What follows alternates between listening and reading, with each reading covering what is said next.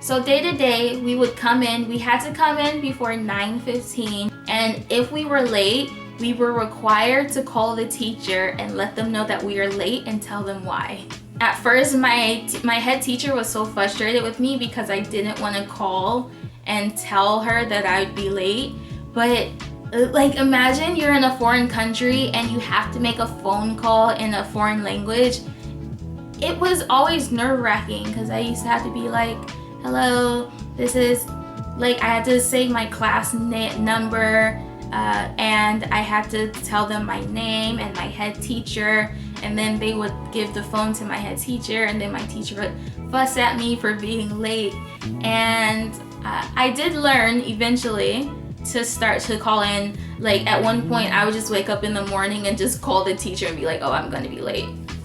But it was really a great experience because my teacher was not having it. I really like that a lot of the teachers in the school are women, and they're no nonsense. They are no nonsense with everything. Like, they just give you that look, you know, like the look your mom gives you and that you stop doing whatever you're doing. They just give you that look and you're just like, okay. So we would come into class and we would sit down and we'd wait for the teacher to start. And it usually, depending on the class, mostly in design, we would wait for the teacher to come in. She'd tell us our assignment. She'll tell us where it is in the book, and we're just drawing for the whole class. And design class lasted for an hour and a half, if I remember correctly. And then some of our other classes were just 45 minutes, but classes like design were long because we were just sitting there, we were drawing. And if we needed help, or if we had any questions, like, we just raised our hand and the teacher's like, okay. But it was interesting, there was maybe 40 of us in the classroom. We used to like have to fight for her attention. And I'm trying to think of the other classes. My favorite classes, of course, were the sewing and the pattern making classes.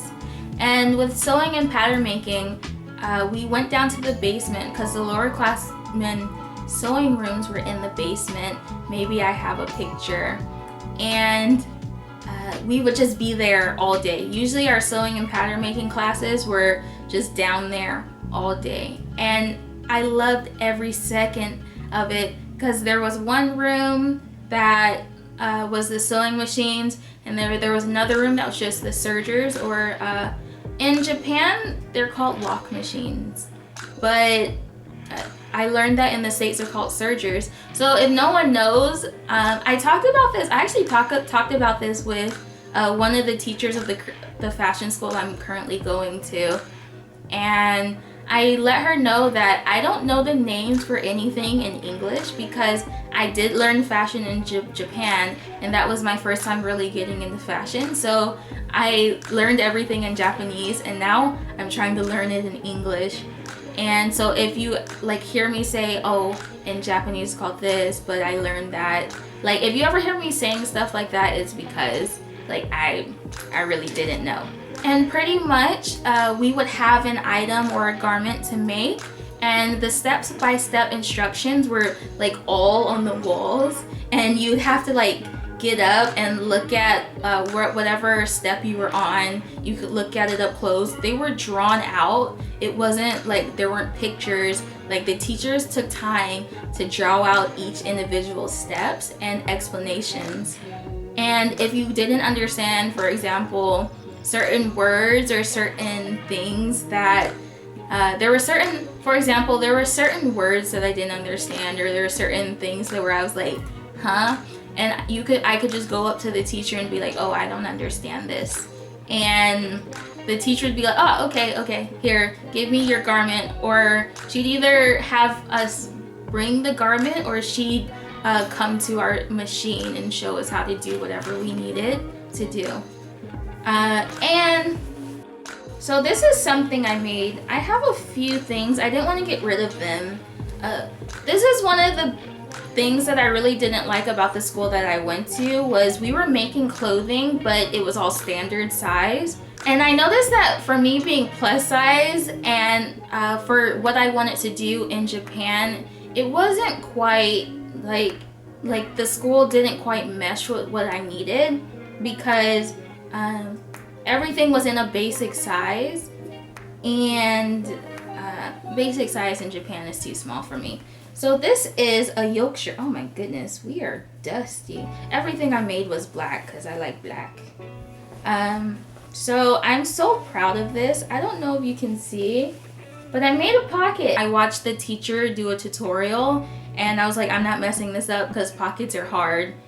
And then I sewed it on there. I do have to say, in the first part of our sewing classes, we learned certain techniques before we start making clothing. So we did learn how to sew a pocket before we made clothing. It was just a pocket made out of, I don't know the word. But those classes, I feel like I benefited the most from because they helped me get the confidence and courage to start making things on my own.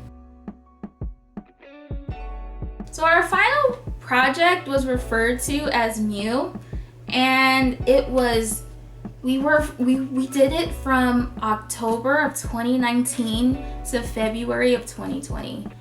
It was that long, and we were just making one outfit.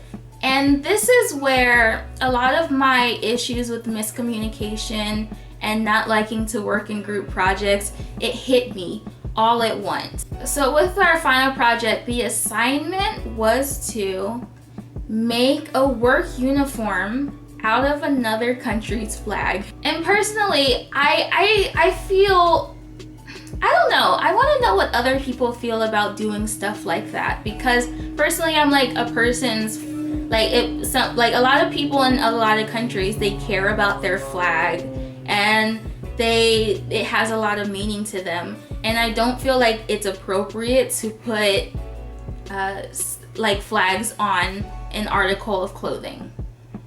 Just personally, but that's just my little opinion. And I felt like what we had to do was really dumb. So in the beginning, I already wasn't feeling it. But I just want to know what other people think, because maybe I was just in my feelings about a lot of stuff, and I was just at the point where I was like, this is dumb. Everything is dumb.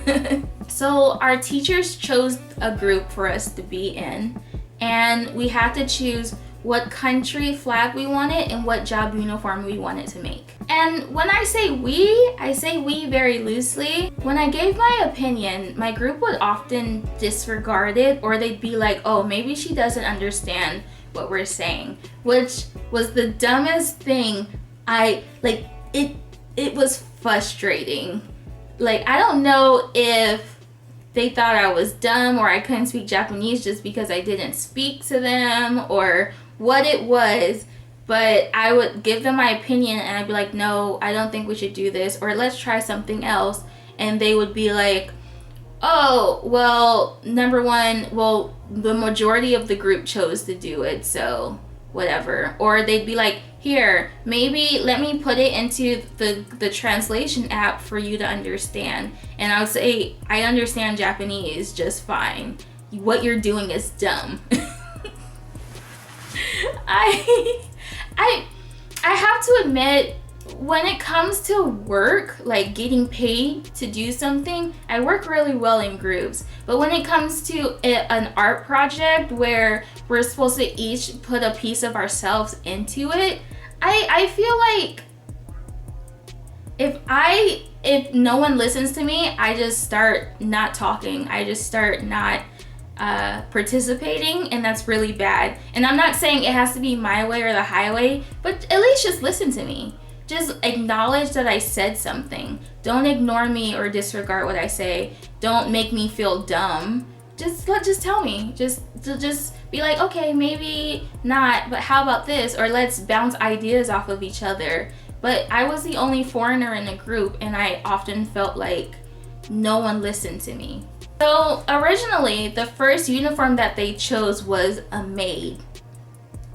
And I tried to tell them, I'm like, in real life, maids don't dress a certain way. They may just wear jeans and a t-shirt.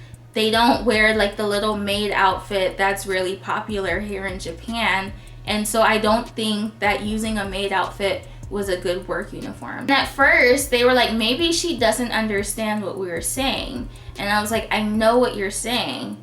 And they're like, well, the rest of the group, we decided that we wanted to do this, and so we're going to do it. And so I was just like, okay, fine. So that I could be a part of the group, I begrudgingly went along with what they said. I was just like this is dumb. I don't like it in my mind. But of course, like we had to draw up some concept art and some designs for our Egyptian made outfits. And then when it came time to present it to the teacher, guess what? The teacher was like, there's no such thing as maid outfits, and this isn't cosplay. We're looking for actual work uniforms. Man, that was like a day of work. So we were already behind all the other groups.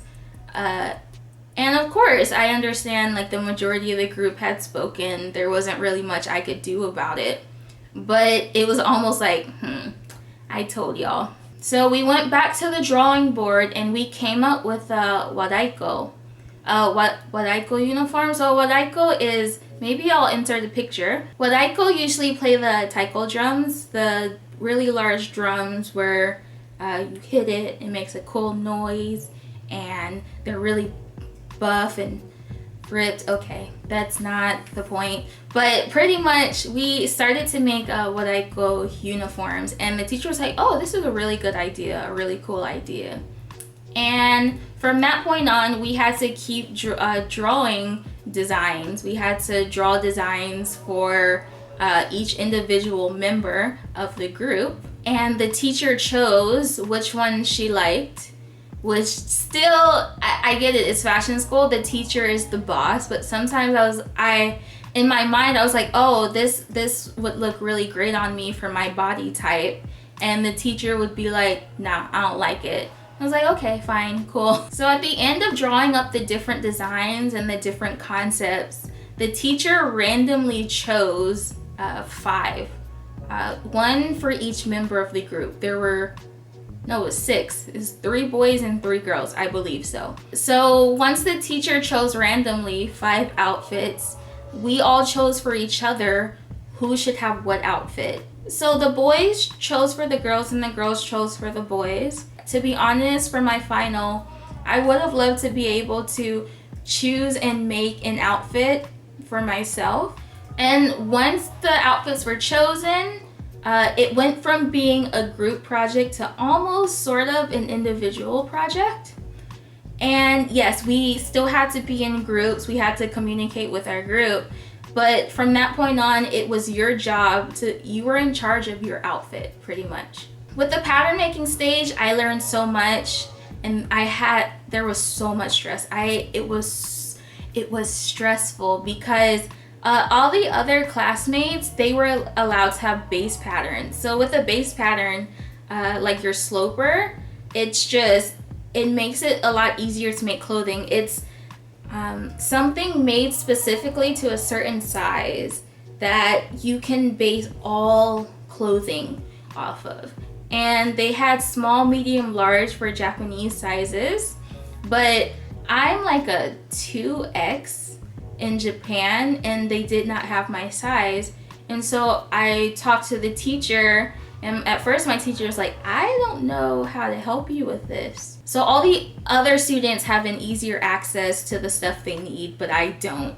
Okay, cool. But she was very nice because she saw that I was struggling, and she made me a sloper, like by hand. And what that consisted of was she had me stay after school for a few hours, and she did all my measurements, and she made a front and a back sloper. And I am so happy for her. She was so nice. I still think she was very annoyed by me, but it was still, I'm very grateful for that. And so from there, we had to start looking at the picture and deciding how we were going to make such garments. And that was the time we used everything that we learned prior in the year to make this garment. And I would say, so first you start off by drawing it on paper. And from there, we would put it on this, it was called Shijing? I don't know what it is called in English. And it was this beige material that we would use. And we put it on the beige material and we cut it out and we sewed it and we put it on the mannequin to fix stuff up, and then we tried it on. And I remember I did that like 4 times because I could not get my clothing to fit properly. And it was really fun because like this is the exact reason why I wanted to study fashion. This is what I wanted to do. I love the process. I love trying to figure out how am I going to fix this. And that was so fun, but it was so expensive. Each time I had to go to the teacher with it on, and the teacher would like inspect the fit on my body, and she'd be like, well, I don't like the way it looks there. I don't like the way it looks there. I don't like the way it looks there. And then I had to go back and fix it and almost basically start over. I was so grateful. She said, okay, you can start making the final. And starting on the final was, it was such a breeze because I had made the outfit so many times that once I made the final, it was done. Of course, we had to add more small details. I had to embroider an eagle, and I embroidered it in half. And so the face of the eagle was on one thigh, and the back end of the eagle was on another thigh. Maybe I'll have a picture, but that took days, just the embroidery alone. But the final result made me so happy. I was really excited.